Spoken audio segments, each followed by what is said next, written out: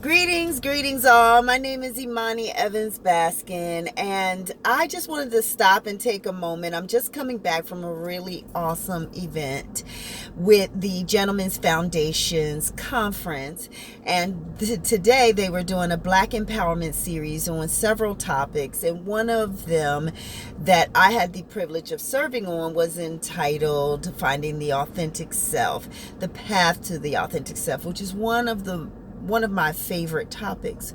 Why? Because I had to work so hard to find, discover, and own myself in my own journey and story. And so the work of authenticity undergirds everything that I do, all of the work that I do in service to other people and to myself. And so this question comes up about what is authenticity and how do you attain it? And authenticity is that willingness, that courage to live your truest identity, to know what that true identity is, and to self-actualize it. And so the path to authenticity is three-pronged in my view. And the first one is the willingness to discover yourself, to explore yourself, to challenge your beliefs, to do new things so that you discover parts of yourself that you've never known existed before. If I remember one time my mom really forcing me and my brother to participate in this fashion show.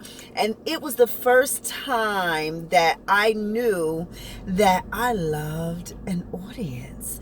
I loved being able to walk across the stage and get the applause and feel proud of a job well done on a stage with an audience. And I was about 14 years old. I was terrified to do it. But had I not pushed myself to explore this new area, or my mother not pushed us to explore these new sides of ourselves, I would have never done it. So the authentic self requires us to explore ourselves. The second part is the self-actualization piece. That is where who you see yourself to be in your mind is actually how you show up in the world. And that might sound simple, but it's not. A lot of times we see ourselves one way and we actualize, we show up, we express ourselves totally different.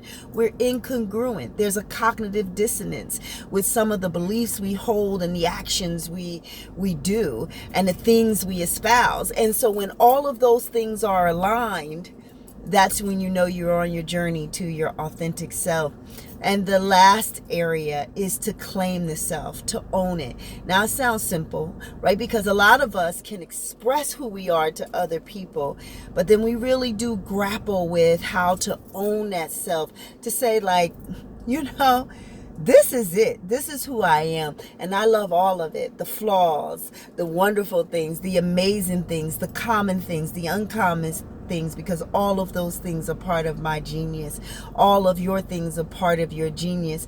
And that is to claim yourself, to own yourself, to carve out a piece of the world and say, this is who I am, to have agency over your choices and your life. And that is the path to the authentic self.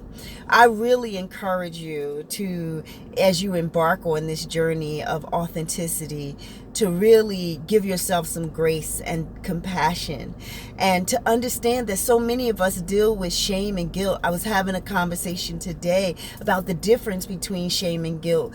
Guilt is an interpersonal experience. Shame is an external one. So guilt is what we feel inside. Shame is what we feel from other people, right? So if you walk into a room with guilt, shame is soon to follow. And so to really break free of that is really to be the authentic self. Here's how you know, and I'm going to leave you with this. Here's how you know that you are in your authentic zone, is when you take off the mask. You finally take off the mask, hiding all of the pieces of who you are. And that day that it becomes too torturous to put it back on, that's when you know you have discovered your authentic self, that you are ready to live that life. And then everything subsequent to that has to be in pursuit of identifying, owning, and claiming who you really are. I encourage you to find that person, because the world is waiting on your genius. I wish you peace. I wish you love.